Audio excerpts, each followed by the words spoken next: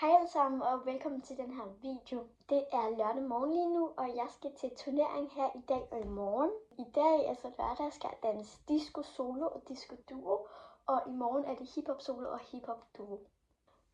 Og jeg tænkte bare, at jeg ville sådan filme lidt, eller sådan lave en vlog, altså danseturneringsvlog, fordi det synes jeg bare kunne være rigtig hyggeligt. Som jeg også fik sagt, er det disco solo og disco duo i dag, og klokken den er cirka lidt over 8, tror jeg det var. Og vi skal køre klokken 10, for der skal jeg danse solo. Disco solo, eller det er ikke lige præcis der, fordi vi skal lige køre en halv time for at komme hen til Køge. Men så er det så der i Køgehallen, at jeg skal danse disco solo.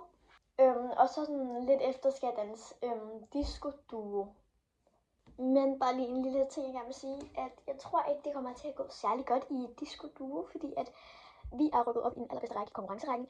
Altså sådan, der er begynder rekruttering, talent, konkurrencerækken. Og jeg plejer at være i begynder, men fordi min disco duo-marker er rykket op i konkurrencerækken, så skal vi åbenbart danse konkurrence, når vi danser duo. Og det er vores anden turnering, og det plejer at gå sådan noget 2 år, før man altså rykker op i konkurrence som duo-marker. Men ja, der gik 2 gange, så det var bare super. Så vi tror ikke, vi får nogle særlig gode placeringer. Og i disco solo, sådan, jeg føler lidt, at alt kan ske, fordi at jeg har været til 2 turneringer, så det er også rimelig nyt, jeg danser disco. Jeg har været til 2 turneringer, og jeg danser stadig begynder, heldigvis. Og de 2 turneringer har jeg kommet i mesterrækken, men uden finale, og til jer, der ikke lige ved med de andre rækker, så er det mesterrække, det er den allerbedste række. Så kommer A-rækken, B, og så hele vejen til alfabetet i forhold til, hvor mange man er, ikke? Så A, B, C, D, E, ikke helt andet. Så sådan, mester er den bedste, og A er så den næstbedste. Og jeg er klaret at komme i mesterrækken, men uden finale, så hvis I heller ikke lige ved, hvad det betyder, så sådan mesterrækken. Lad os sige, der kommer 10 i mesterrækken, ikke? Så er det kun halvdelen, så det vil sige 5, der kommer i finalen, og 5, der ikke kommer i finalen. Og de 5, der ikke kommer i finalen, det skal bare danse mere. Altså det var sådan, de får ikke nogen medaljer, men dem, der kommer i finalen, de får medaljer. Så jeg her de seneste gange har jeg ikke fået nogen medaljer, hvilket var super. Ej, okay, det er fint nok. Jeg er jo også rimelig ny til det, så jeg er bare stolt over, at jeg er kommet i mesterrækken overhovedet. Om det så er uden finalen, altså det er ligegyldigt. Men apropos disco duo, så sidste gang mig og min duo-marker vi dansede, så kom vi på en 3. plads i mesterrækken. Hvilket jo var virkelig godt, fordi mesterrækken, og så får vi endda lige en 3. plads. Det var jeg virkelig glad for, og det var jo vores første turnering, så det er bare endnu bedre. Nå, men nu skal jeg heller ikke jappe for meget, fordi det vil jeg sige, jeg er rimelig god til. Og alt det der med hiphop solo og hiphop duo, det tænker jeg, at jeg tager i morgen tidligt. For i dag er det jo som sagt disco, så det er derfor, jeg bare lige har fortalt om det i dag. Men jeg er faktisk stadig ikke kommet i tøjet. Jeg har stadig det her tøj på, som jeg sov i. Så det skal jeg skifte, men jeg tænker faktisk ikke helt at skifte endnu, fordi altså det er ikke fordi vi skal gå lige om lidt, og sådan noget disco-tøj, det sidder lidt stramt på en, så det er lidt irriterende at gå sådan der. Så jeg tænker, at jeg vil gå ned og sådan helt pakke min taske helt færdig, og så spise noget morgenmad og se lidt fjernsyn, inden vi skal afsted. Okay, så jeg sidder lige og spiser noget havregryn. For det er godt sådan at spise noget ordentligt, inden man skal danse. Sådan få lagt en god bund. Okay, så jeg har fået sat mit hår nu, og også fået kreppet det. Og jeg har også mit tøj ind. Og når den her, jeg har bare den her på, fordi det er lidt koldt at gå rundt med det her. Okay, så har vi lige lavet et outfit check. Så jeg har det her på, den her tager lige af, fordi den skal være mere på. Så de her bukser, hvis I kan se den. Og så den her top. Det der skal jeg på i solo og i duo. Det skal jeg ikke have på endnu. Det tænker jeg, at jeg vil vise jer sådan senere, når jeg skal have det på. Og jeg vil også lige sige, at jeg kommer nok ikke til at filme mega meget, fordi jeg skal jo også danse og sådan noget, men jeg prøver at filme så meget jeg kan. Jeg sidder i bilen nu, og vi er på motorvejen, og vi skal køre 26 minutter mere, så er vi der.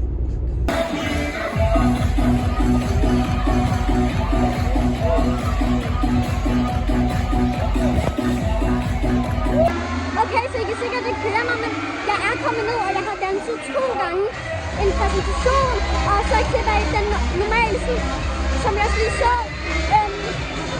Ja, og vi skal blive inddelt i rækker lige om lidt, og jeg ved ikke, hvilken række jeg kommer i. Men jeg tror, jeg kommer i A-rækken. Men lad os se. Okay, så jeg kommer i finale i A-rækken, og det er eller Nå, i hvilken række? A. Ja. A-række, vi skal have. Og vinder bliver danser med nummer 409 fra Tostrup.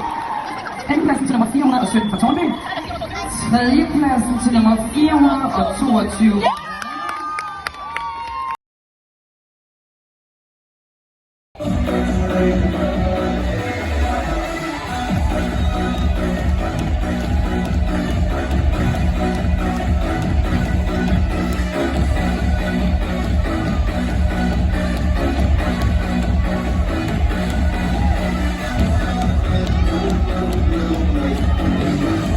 så jeg er kommet hjem nu. Det er faktisk virkelig lang tid siden, jeg filmede. Jeg er kommet hjem, og jeg har fået spist aftensmad og sådan noget. Men jeg tænkte bare lige, at jeg ville fortælle lidt sådan om i dag og sådan noget, imens jeg fjerner min makeup. Okay, så i disco solo, blev jeg sådan virkelig overrasket, fordi jeg kom, altså der var 2 rækker i Mester og en A-række, og jeg kom til A-rækken, men det havde jeg også håbet på, fordi der var større chance for at komme i finalen, når jeg var i A-rækken. Så jeg var virkelig glad, da jeg fandt ud af, at jeg var i A-rækken, selvom jeg plejede at komme i Mesterrækken. Nå, men da jeg så kom i A-rækken, så kom jeg i tanke om sådan, okay, de er virkelig, virkelig gode her. Jeg tror faktisk, jeg kommer i finalen. Så jeg har ikke filmet det, men jeg sidder sådan, jeg sidder ned sammen med min veninde, og så sidder jeg sådan og lytter på, hvem der kommer i finalen, og så siger de mit nummer. Sådan, jeg skriger op. Det var virkelig vildt. Og sådan, jeg var virkelig overrasket over, at jeg overhovedet kom i finalen. Og så da jeg så fandt ud af, at jeg så kom i finalen, og så, som jeg også godt kunne se, blev jeg virkelig overrasket. 22. I duo fik jeg ikke rigtig fortalt så meget eller noget, men det gik egentlig fint nok, da vi dansede. Men det var lidt irriterende, fordi vi var jo altså rimelig små i forhold til, hvor store de er. Og der var hele tiden nogen, der kom ind imellem os og dansede, og så var det lidt svært at finde hinanden igen og huske vores koreografi og sådan noget. Men vi gjorde det fint, ikke? Men fordi vi kun var 13, eller ikke kun, men vi var 13, så der var ikke alle de der rækker. Der var kun en mesterrække, men det var så ikke alle, der kom i mesterrækken. Så halvdelen kom i mesterrækken, og halvdelen kom altså bare ikke i nogen finale eller noget, vel? Og så mig med veninden, det var første gang, at vi skulle danse i konkurrence, så vi havde heller ikke regnet med noget. Så vi kom så ikke i finalen, men vi havde heller ikke regnet med, at vi ville komme i finalen, fordi de er virkelig gode der. Og i morgen er det jo hiphop. Og jeg tænker, at jeg vil fortælle mere om det i morgen. For nu tænker jeg, at jeg bare vil se lidt fjernsyn og så gå i seng, fordi jeg er virkelig, virkelig træt. Vi ses i morgen. Hej! Godmorgen. I dag er det hiphop-dag, altså i dag skal jeg danse hiphop. Og jeg tænker bare, at jeg vil fortælle en lille bitte smule om det, for jeg fortalte jo også lidt om disco i går. Så i hiphop duo, mig og min duomakker, vi er helt bare, fordi jeg havde faktisk en duomakker, men hun stoppede så til hiphop. Så hende, der dansede disco med, hun er så også blevet min nye hiphop duomakker. Så det er allerførste turnering, vi skal danse, og vi har sådan haft 2 uger til at øve vores dans. Så vi tror ikke, vi klarer særlig godt. Og i solo, sidste gang fik jeg en anden plads, men så i D-rækken, så det var jo ikke særlig godt. Men sådan næsten alle gange er jeg kommet i mesterrækken bare uden finale. Så jeg håber på at komme i A-rækken og så finale ligesom i disco, fordi jeg vil gerne bare have en medalje. Jeg skal lige ringe mit hår helt ud, og så skal jeg egentlig glatte det, og så skal jeg komme i hiphop-tøjet og have sat mit hår op. Okay, så har jeg fået lavet mit hår, og jeg har også fået lagt lidt make-up. Okay, så jeg laver lidt outfit-check. Så den har Jordan t-shirt på, eller sådan undertrøje, hvad man kalder det, og sådan en hvid trøje indenunder. Og så man kan ikke helt se det, men så har jeg egentlig bare nogle jeans på. Ja, og så har jeg sendt mit hår i min hestehale, og så er jeg på vej ud af bilen, og vi skal til at køre nu.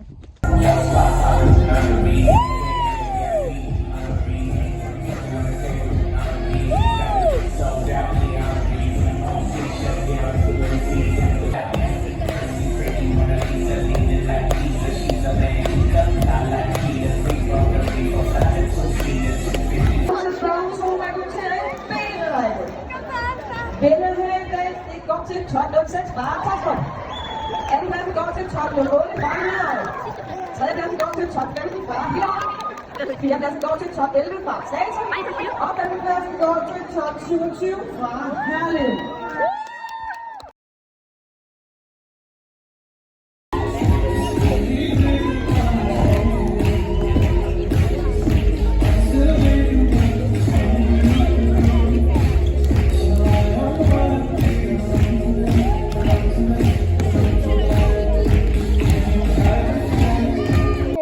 Kommet hjem nu, og det er faktisk rimelig lang tid siden vi kom hjem. Jeg ved godt, at jeg sådan næsten ikke har filmet noget i dag. Sådan, jeg har kun lige filmet i morges, og så der er dans, ikke? Sådan, jeg ved ikke, hvorfor jeg ikke har filmet. Altså, det er ikke engang, fordi jeg sådan havde særlig travlt. Jeg kunne godt have filmet. Jeg tror bare, sådan, jeg glemte det helt. Nu tænker jeg bare lige at fortælle, hvordan det gik og sådan noget. Imens jeg fjerner min make-up, ligesom jeg også gjorde i går. Så i hiphop solo, der dansede jeg i en helt ny række, altså en rekruttering, fordi jeg havde været til et år, så rykker man sådan automatisk op i rekruttering, og de er jo virkelig gode der, så jeg havde virkelig ikke regnet med at klare mig særlig godt. Og så, ja, vi var sådan noget 27, tror jeg, så Ja, vi var 27. Så der kom en mesterrække, en A-række og en direkte finale B. Og jeg kom så i B-rækken og så direkte finale. Og sådan, det er jeg egentlig rimelig glad for, fordi jeg vil gerne bare have en medalje. Sådan, så er jeg lidt ved, hvilken række jeg kom i. Så synes jeg sådan, der når jeg danser til sidst, ikke? Sådan der finale. Jeg synes faktisk, det går sådan virkelig godt, ikke? Og min mor, hun siger sådan der, at jeg kunne godt sådan komme på førstepladsen og sådan noget, ikke? Og så kommer jeg på femtepladsen. Det må jeg sige, det blev jeg sgu lidt skuffet over. Sådan, jeg ved, altså, jeg havde nok lidt regnet med, at jeg ville komme på sidstepladsen, men jeg havde virkelig håbet på, at jeg ville komme på første, anden og tredjepladsen. Jeg kom på sidstepladsen, og det svarer rent faktisk til, at jeg var den aller dårligste af alle børn i rekruttering. Ud af 27 var jeg den aller dårligste. Det er super. Første gang jeg dansede i rekruttering, så sådan, det er fint nok, men det er alligevel lidt irriterende. Så i duo, det var aller første gang med min duo, og vi skulle danse sammen.